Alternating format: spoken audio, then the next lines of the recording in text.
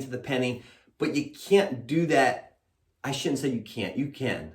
But if you're like me and you have a busy life and you have a family and all that, you kind of need to have a formula that you can just kind of plug numbers into and get to, hey, how much is my cash on cash return?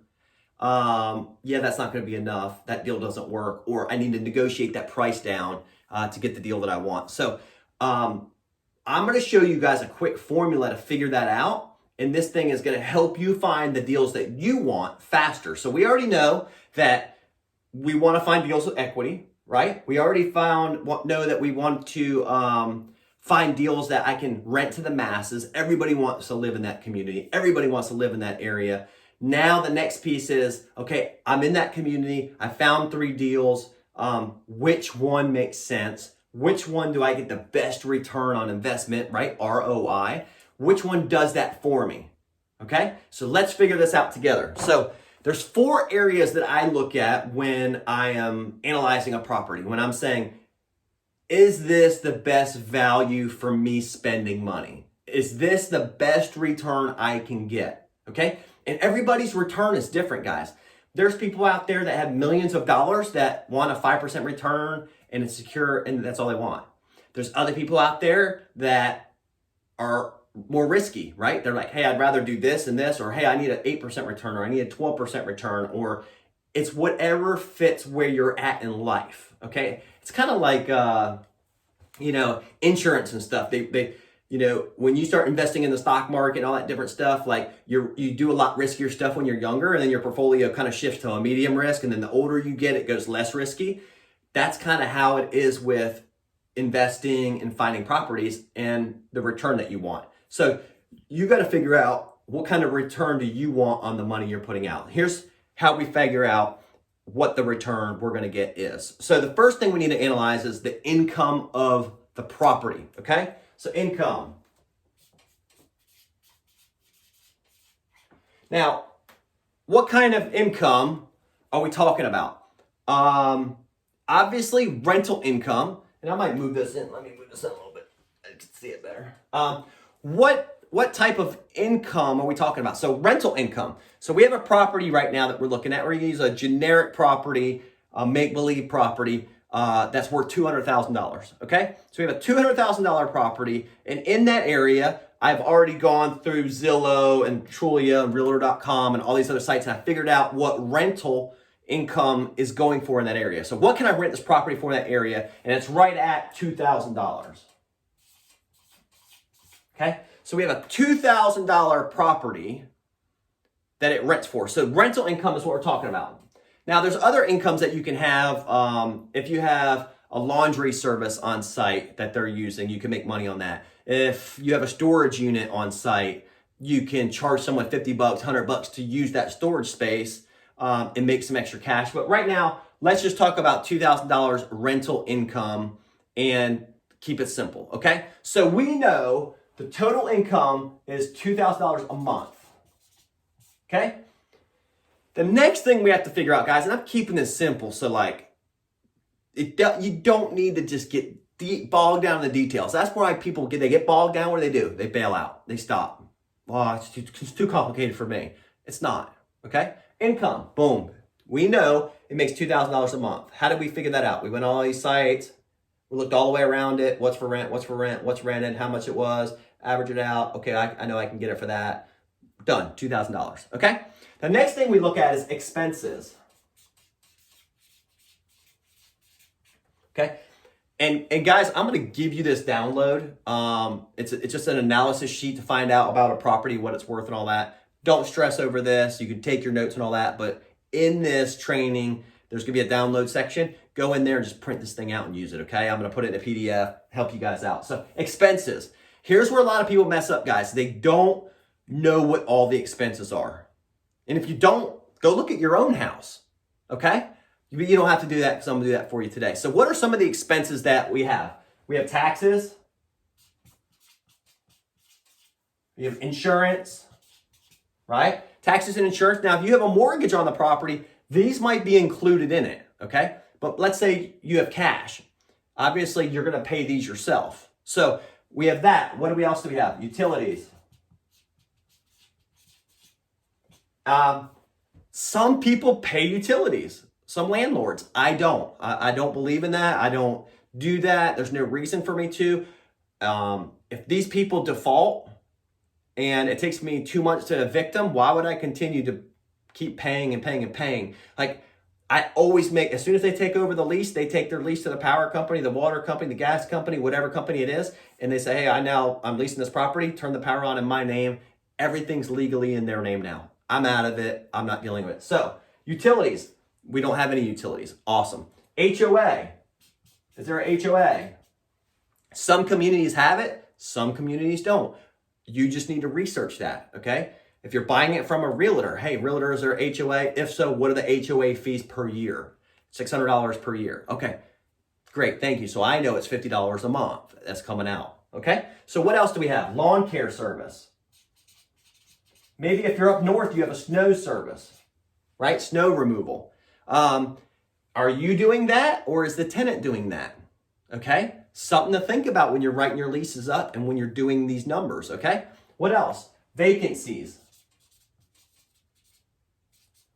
You have to think about vacancies. A lot of people don't, and this is where it bites them a little bit.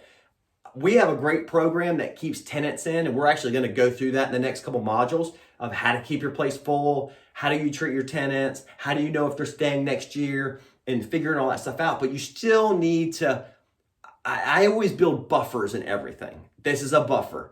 And normally what we do is 5% of the 2,000, okay? 5%. So what's that, $50? Something like that? I don't even know if that's right. I think so. No, I think it's $100. Let's do 100. Okay, so I know it's about $100, okay? What else? Repairs. What do you mean, Paul? What do you mean repairs? Somebody clogs a toilet. Somebody breaks a handle off something. Just minor repairs. We always do about $50 per house a month in repairs. So $50. No big deal. But if something happens, every 6 months or every year, you have money saved up to pay that. It's not coming out of your rent money, okay? It is coming out of your rent money, but you already accounted for it. So what else do we have? Capital expenditures. I'm just going to put capital E. Capital expenditures are stuff like a roof, like big stuff, like replacement stuff, roof, appliances, AC unit, hot water heater. Okay, guys, these are the big ticket items. So it's kind of like a sub level because you only might have to replace a roof every 20, 30 years. AC every 10. I've seen ACs that last 30 years. I've seen ACs that only lasted 8. So it's being prepared and building buffers. We do the same thing here. We do $50 a month. Okay? So it's just a little pocket that if something happens, boom, I save this up for a year and a half, nothing happened, and then a year and a half later, something happened, boom, I have the money. I'm not going, oh man, I don't have any money, oh, this was a nightmare. And you don't want to stress about your rentals, okay? What else do we have? We have property management, property management. Guys, property management, that's totally up to you. In my area, it's about 10% or so of the $2,000. So if you wanted to do that, that would cost you $200 to let somebody else manage your property. Guys, I'm going to walk you through this course of how you can manage your own property. You don't need to pay. Property management for me means I have a ton of rentals. I can't handle it. I'm not making enough money managing this because I can make way more money at this other job. Maybe you're flipping houses. Maybe you have a job that you just love. Maybe you just don't want to deal with the tenants at all. And you're like, hey, I'll pay the $200, Paul. No big deal. It's great. I normally suggest people that once you hit like 10 or over, that's when you start getting a management company involved because there's just a lot more going on. You're writing leases and all this different stuff. But guys, if you're only at 10, or maybe you're retired, or maybe you're just wealthy, you can manage this. Anybody can manage this. It's not hard at all. Once a year you renew a lease. If something comes up, you call somebody to go fix it. It's not a huge deal. So management fees, but something to think about, right? So management fees are in there. Mortgage. Got to pay the mortgage, right? All right, so let's go through this and let's figure out what are our expenses.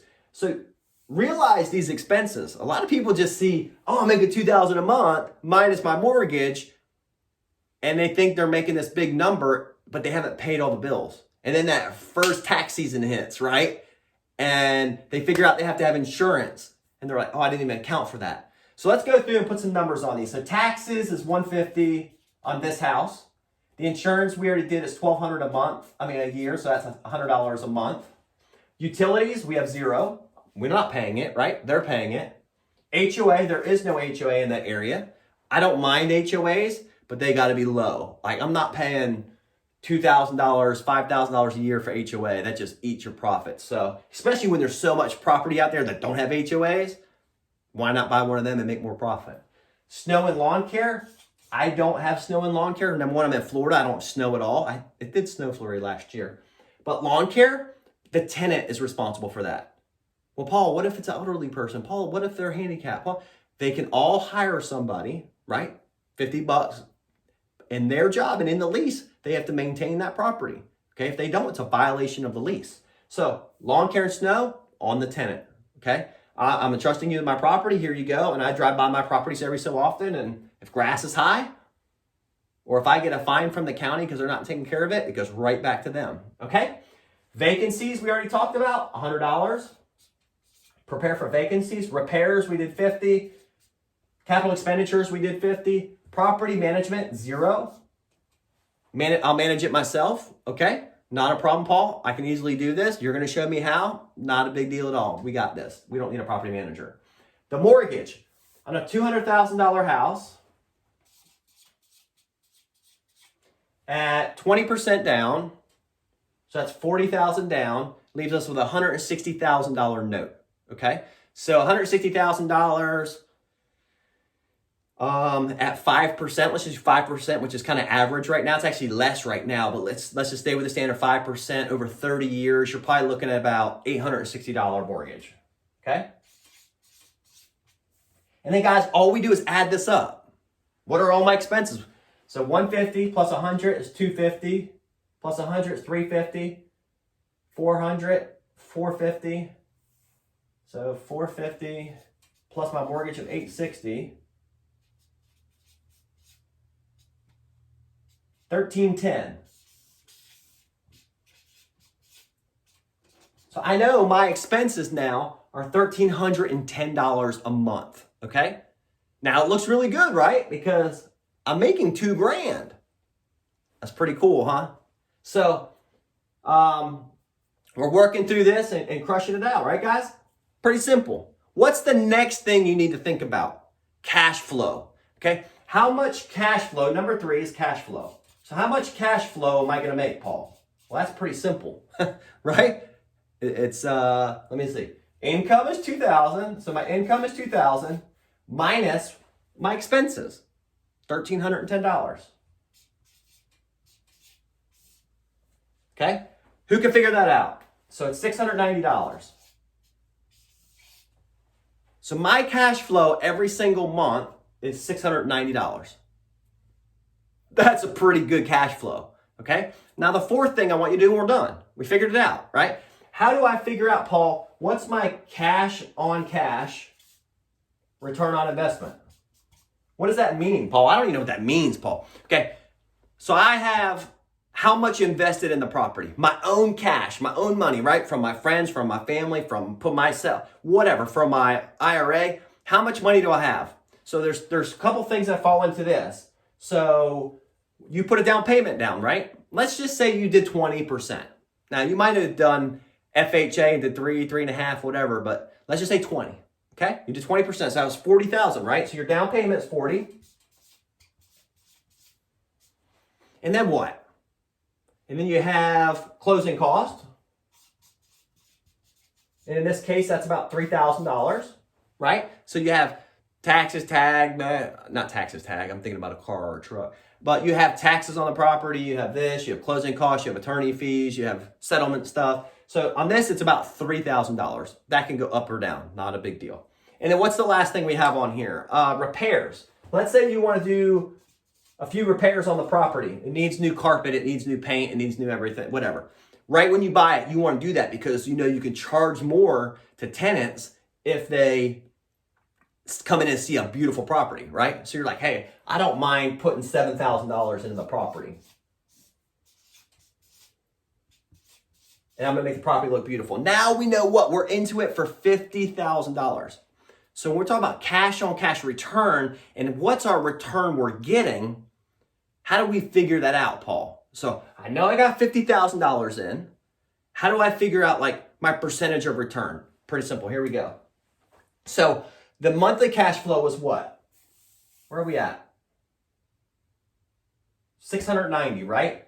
Right here, I'm sorry, cash flow. 690, so we take 690, that was per month, right? Times it by 12 months, okay? Right, because it's over a year. We're figuring out your cash flow over the year. So 690 times 12 months is $8,280. So in a year, you're gonna make $8,280 on the property. Pretty awesome, huh? And you got your reserves for repairs and stuff. That's awesome. 8,000 bucks. Okay, but let's figure out what percent we're getting back. How do we do that? So we divide that by $50,000, right? Because we have $50,000 invested. So we take the 8280 profit, cash, right? And divide it into the amount of money we have out there and spent, right? The 40,000 down, the closing costs, and the repairs, $50,000. And you get a percentage, right? And here it's 16.56. So you are making a 16.56% return on your money on this deal. Now you might say, Paul, is 16% good? 16% is fantastic, okay? But you have to know if it's fantastic for you. You have to know, is it good for me? Like I said, there's money guys out there that have tons of money and want to make 5% and they're satisfied. They know it's secure. You might look at the stock market over a 20-year period and say, okay, what's the average return? Is it 6 to 7%? Well, this is way higher, right? I mean, that's almost triple. Now, you might see other deals that are 8%, 9%. You have to figure out your threshold for what you want as a return. No one can give you that answer. You just got to say, hey, if I'm putting up 50 and I'm okay leaving it out there, I need to be making this much back. Now, don't just get stuck here, okay? I'm only making 9%. That's not a good deal. Now, that's what you're making right now as a rental property. But let's say you bought that property at a $20,000 discount. The seller was just like, I'm over it, dumping it, getting rid of it, moving on. Now you made $20,000 plus the 16.56. The deal got sweeter, right? What if it was 30 grand or 40 grand you saved? Or he said, hey, I know the property needs work. I'll take 30 grand off it, you do the work. And you did the work for 10 grand.